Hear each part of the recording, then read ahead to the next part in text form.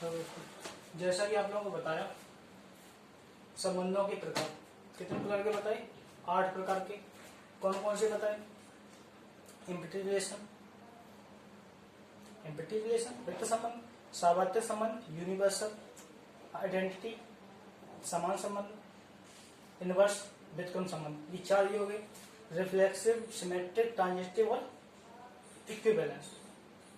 8 प्रकार के बताए गए।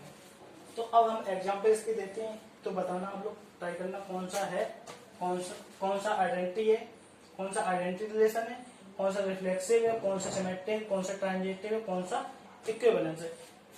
कुछ एग्जाम्पल इसमें दे रखे हैं, पता करने हैं कि नहीं है। ठीक है, चलिए पहला एग्जाम्पल इसमें दे रखा है, बताना आइडेंटिटी रिलेशन है। सेट ए में कितने अवयव है? 4 अवयव है। ठीक, सेट ए में कितने हैं? 4 अवयव है। तो देखो आइडेंटिटी रिलेशन क्या होता है? अगर सेट ए में 4 अवयव है तो उसके अपोजिट होने चाहिए। अपोजिट मतलब सेम, मतलब समान। आइडेंटिटी मतलब समान।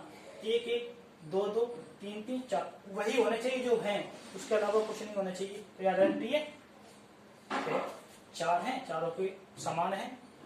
ए मतलब ए ये बताएं, ए और ए बराबर होने चाहिए। ठीक है, आइडेंटिटी है। रिफ्लेक्सिव है, 4 हैं, चारों के वो होने चाहिए और उसके अलावा हो जाए कोई दिक्कत नहीं, चल जाएगा। वो तो है ही, तो ये भी क्या होगा? रिफ्लेक्सिव रिलेशन होगा। वो होने चाहिए, वो है तब भी हो जाएगा, उसके एक्स्ट्रा हो जाए तो भी हो जाएगा रिफ्लेक्सिव रिलेशन। सिमेट्रिक क्या बताया? उसके अपोजिट होना चाहिए। अपोजिट मतलब सिमेट्रिक देख रहे हैं ना, अगर ए बी है उसमें तो बी ए उसमें होना ही चाहिए। ठीक है, देखो एक है तो इसका अपोजिट एक ये ए मान ली कि बी मान ली, बी ये पहले लगे तो ए बाद में ए कितना? A1, तो 1 1 उसमें होना चाहिए। वो तो वही है 1 1 है ही ना। A1 1 है, वो तो सीधा रखा ही है। 2 2 रखा ही यही है। 3 3 है ही वो। 1 2 और 2 1 ये भी मिल गए। सॉरी ऊपर वाला तो है ना, तो ये भी 1 1 है, 2 2 है, 3 3 है, 4 4 है, ये भी सिमेट्रिक रिलेशन है। अब ट्रांजिटिव क्या बताया था? ए बी रिलेशन का बिलोंग करता है आर से, बी सी बिलोंग करता है आर से, तो ए सी बिलोंग करना चाहिए किससे? आर से। तो और एक कंडीशन ए और बी जिसमें दिया जाए वो भी रिलेशन कौन सा कहलाएगा?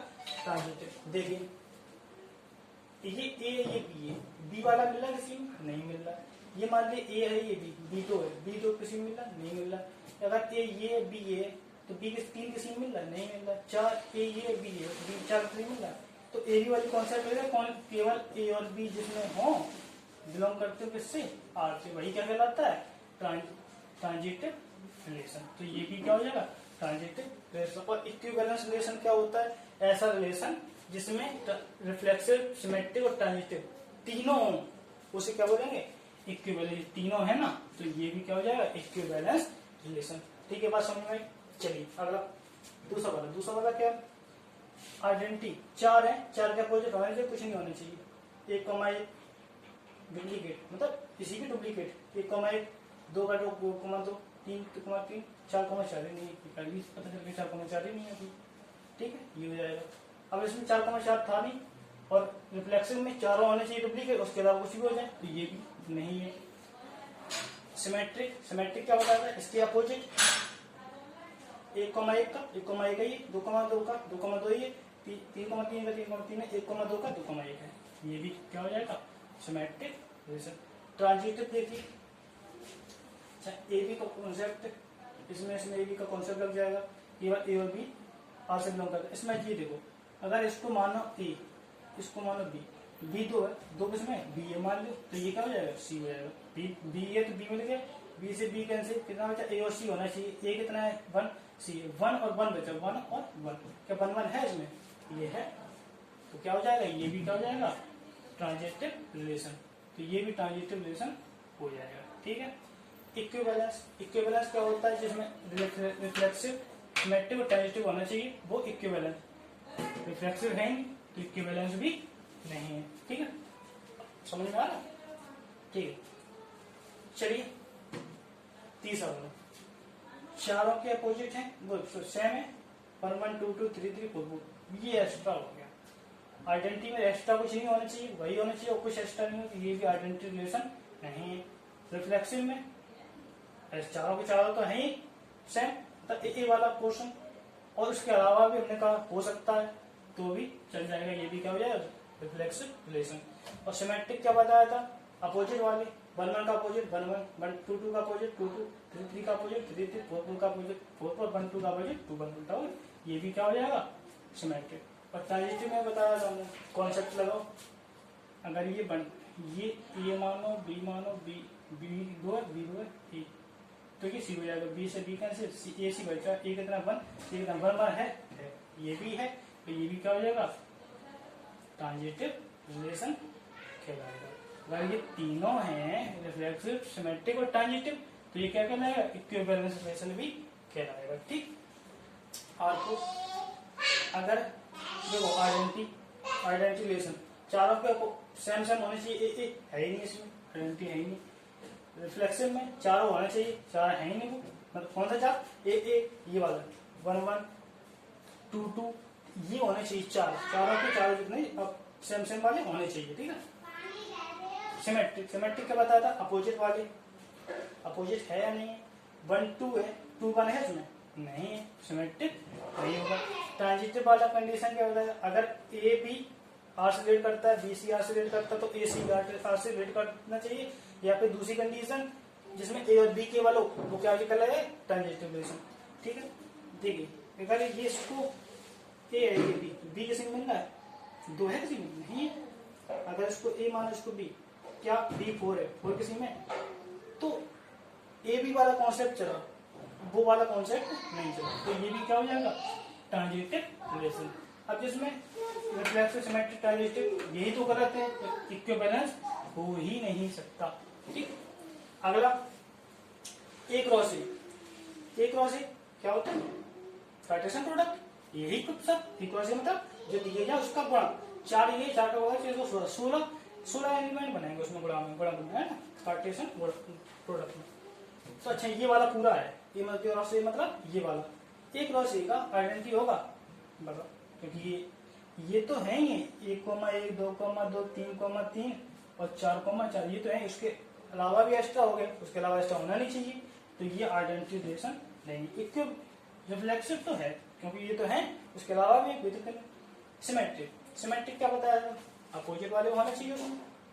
सिमेट्रिक क्या बताया, अपोजिट, अगर 1 1 का अपोजिट 1 है, 1 2 का अपोजिट 2 1 है, 1 3 का 3 1 है, हाँ, तो इसमें सभी मिल जाएंगे।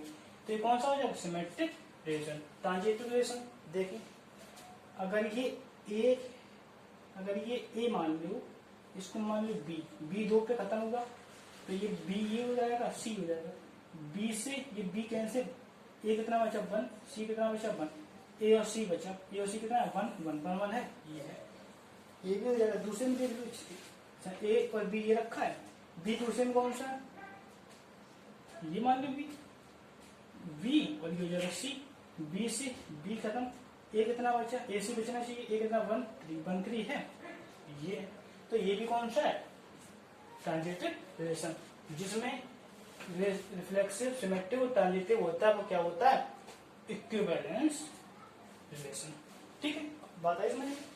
चलिए कौन सा है ये रिक्त में कुछ है ही नहीं, ना तो वो आइडेंटिटी होगा, ना रिफ्लेक्सिव होगा, ना सिमेट्रिक होगा, ना ट्रांजिटिव होगा, कुछ है ही नहीं उसमें, तो क्या होगा, तो ना ही वो इक्विवेलेंस होगा। ठीक है, लास्ट एक और है, ये वाला लास्ट होगा, तो आइडेंटिटी 1 1 है, 2 2 है, 3 3 है, 4 4 है, ये कहां से आ गए, तो ये आइडेंटिटी नहीं है, चारों हैं, एक्स्ट्रा हो जाए दिक्कत नहीं। सिमेट्रिक अपोजिट होना चाहिए, 1 1 का अपोजिट 1 1, 2 2 का अपोजिट 2 2, 3 3 4 4, 2 1 क्या 2 1 का अपोजिट 1 2 है नहीं है, तो ये सिमेट्रिक रिलेशन नहीं होगा। अगला है ट्रांजिटिव रिलेशन। ट्रांजिटिव रिलेशन क्या होता है, वही कंडीशन, देखिए ए बी वाले कॉन्सेप्ट लगाएं, तो अगर इसमें अगर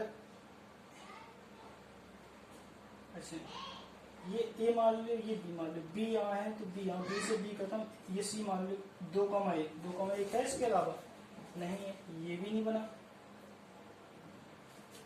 अगर इसको ए मानो, इसको बी, तो ये हो गया आएगा, बी से बी खत्म, ये सी, मतलब 2,1, ये भी नहीं हो जाएगा। तो ये ट्रांजिटिव रिलेशन नहीं है,